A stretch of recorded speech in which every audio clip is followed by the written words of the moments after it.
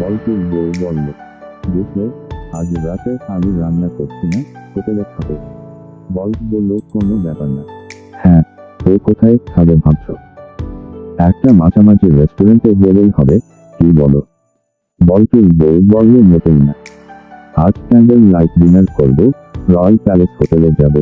তখন বল্টু বলল, একটুক্ষণ চুপ থাকার পর, ও আচ্ছা, ঠিক আছে, তবে সন্ধ্যা 7টায় যাবো তো, তৈরি থেকো।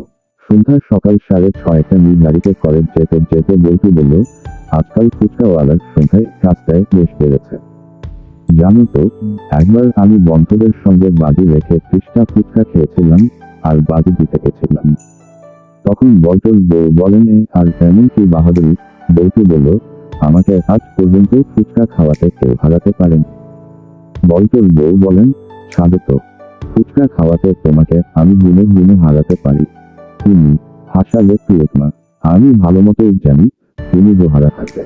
গোটা 20 বড়দের, তারপরে হা বল্টুর বউ বলেন, হয়ে যাক চ্যালেঞ্জ।